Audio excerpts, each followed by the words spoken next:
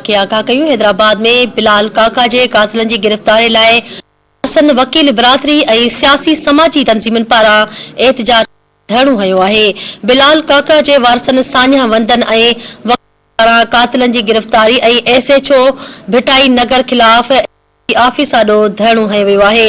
मुज़ाहिरीन जो चवणो त बिलाल काका जे कातिल खे 7 ॾींहं गुज़री विया पर पुलिस संदसि कातिलनि खे गिरफ़्तार करण में मुकमल तौर नाकाम थी वई। हुननि इल्ज़ाम मढ़ींदे चयो आहे त SHO ज़याद नुनारी बिलाल जे क़त्ल केस खे मुंझाइण जी कोशिश करे रहियो आहे। हुननि सिंध खां मुतालबो कयो आहे त मौजूदा SHO खे हटाए केस जे जांच ईमानदार पुलिस अमलदार हवाले कई वञे। चीना सिनेमा के आगाह कयूं पिया। बिलाल वारसन सान्या वंदन ऐं वकीलनि पारां कातिलनि जी गिरफ़्तारी ऐं SHO भिटाई नगर ख़िलाफ़ SSP ऑफिस आॾो धरणो हयो आहे। इन हवाले से हैदराबाद का धरती टीवी न्यूज़ जो रिपोर्टर शबीर अबड़ू मौजूद है। जी शबीर, आगाह कजो कहिड़ा तफ़सील आहिनि? जी बिल्कुल, बिलाल काका जे वारसनि सान्या वंदन ऐं वकीलनि जो बिलाल काका कातिलनि जी गिरफ़्तारी ऐं SHO खिलाफ SSP ऑफिस आॾो धरणो हयो।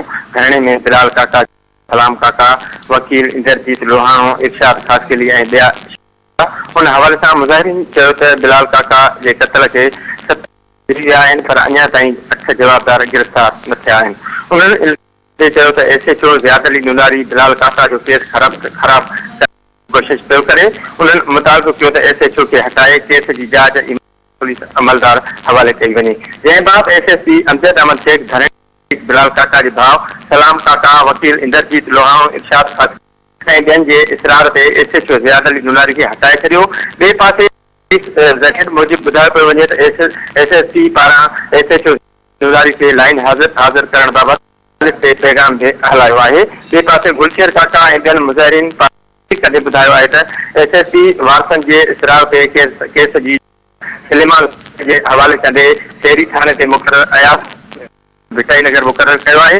गॾोगॾु SSP पारां मुतालबा तस्लीम थियण बैदि 2 कलाकनि खां लॻल धरणो ख़त्म थी वियो आहे ऐं ट्रैफ़िक बि बहाल थी वई आहे। ठीकु आहे, वॾी महिरबानी तफ़सीलनि जे लाइ।